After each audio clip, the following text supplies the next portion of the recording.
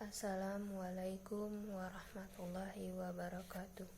Selamat pagi, salam sejahtera untuk kita semua. Yang saya hormati Dr. Muhammad Zohdin, STI, IMSI, selaku dosen pengampu mata kuliah kemanusiaan dan keimanan, dan juga rekan seperjuangan yang saya cintai. Puji dan syukur kita panjatkan kehadiran Allah Subhanahu wa Ta'ala, karena telah melimpahkan rahmat dan karunia sehingga saya bisa bertemu lagi di channel YouTube ini. Tak lupa salawat serta salam kita sampaikan kepada Nabi Muhammad SAW. Tidak lupa juga para sahabat serta kita umat di akhir zaman. Pada kesempatan ini saya akan membahas tahayul ba'dah syufrofat TBC. Pertemuan lagi dengan saya Lara Anjaswati dari Prodi Administrasi Publik Universitas Aisyah Yogyakarta. Baiklah, di sini saya akan menjelaskan yang pertama itu tahayul.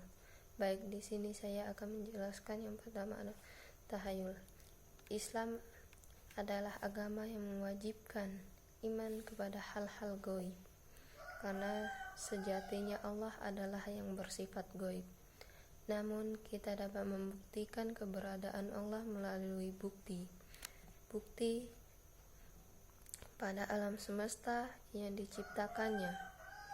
Namun ada manusia yang mempercayai hal gaib yang dapat menimbulkan kemusyrikan.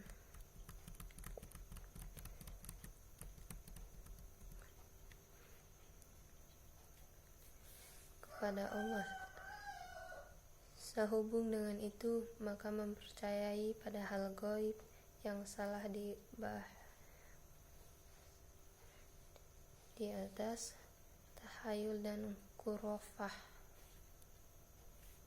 Yang pertama, tahayul adalah percaya akan hal gaib yang datang dari mitos atau ramalan. Contohnya percaya akan ramalan dukun, percaya pada mitos-mitos leluhur dan lain-lainnya. Alasan mengapa kita tidak boleh mempercayai ramalan dukun dan ramalan adalah manusia sama sekali tidak diwajibkan untuk mengetahui ketentuan yang telah Allah Subhanahu gariskan. Manusia diwajibkan berusaha optimal dan maksimal. Hasilnya Allah Maha Tahu.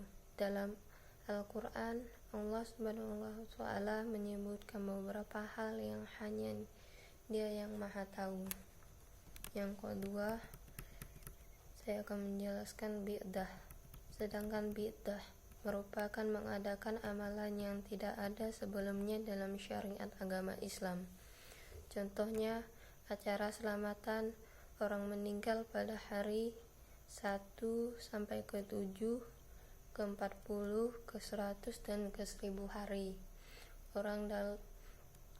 Orang tersebut meninggal dunia.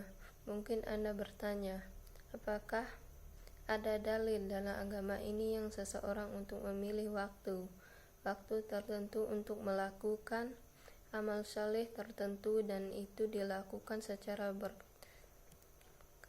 berketurutan?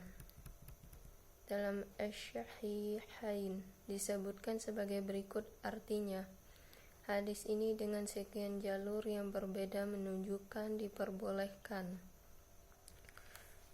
menentukan sebagian hari-hari tertentu untuk melakukan sebuah amal syalih dan dilakukan terus-menerus.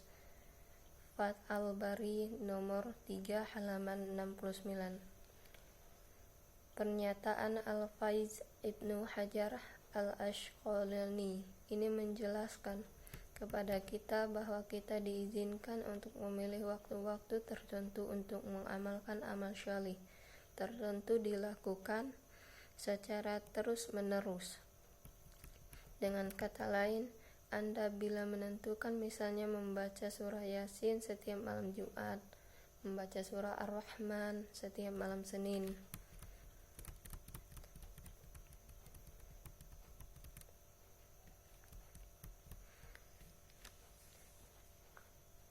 dan bersedekah setiap pagi hari Jumat, dan seterusnya. Anda pun boleh mengucapkan doa-doa tertentu pada hari tertentu, termasuk di dalamnya Anda boleh membaca surah Yasin dan zikir tahlil, serta doa pada hari ke-7, ke-40, dan seterusnya. Dari kematian seseorang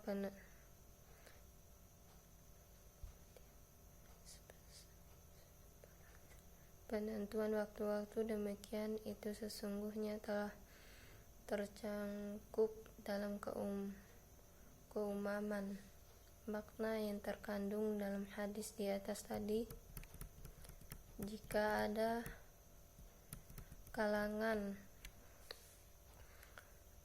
mengatakan bahwa penentu hari-hari yang ada dalam tradisi 7, ke-8, ke-40 sampai ke-100 dan seterusnya berasalkan dari agama Hindu, jelas salah, karena dengan hadis di atas kita diperbolehkan untuk menentukan waktu tertentu guna mengamalkan amal syalih tertentu. Mengamalkan amal syalih dijelaskan oleh Al-Hafiz Ibnu Hajar di atas. Demikian pula dengan waktu pelaksanaan tradisi kenduri arwah atau tahlilan.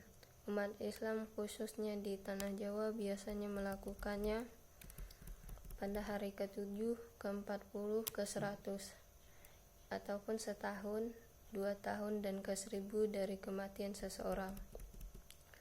Berdasarkan hadis di atas adalah penjelasan yang disampaikan oleh Al-Hafiz Ibnu Hajar, maka hal ini diperbolehkan. Yang disebut boleh, mubah dalam sesuatu yang dikerjakan, tidak mendapatkan pahala dan tidak pula berdosa. Demikian pula jika ditinggalkan, tidak berpahala dan berdosa. Artinya, menentukan hari-hari tidak berpahala, yang mengandung pahala adalah amal yang dikerjakan di dalamnya. Jadi menentukan hari tertentu tidak bermanfaat apapun bagi si mayit, dan tidak pula memberi pahala bagi yang melakukannya. Namun amaliyah di dalamnya berupa membaca surah Yasin, berzikir, dan berdoa dalam tahlil, itu yang akan memberikan manfaat bagi si mayit jika pahalanya diniatkan untuknya. Yang terakhir, khurafat adalah percaya akan benda-benda gaib yang dapat memberi manfaat pada manusia. Contohnya, meyakini kuburan seorang syalih dapat memberikan berkah tabaruk, dan memuja atau memohon kepada makhluk halus, jin, yang ini sepertinya persugihan untuk mendapatkan kekayaan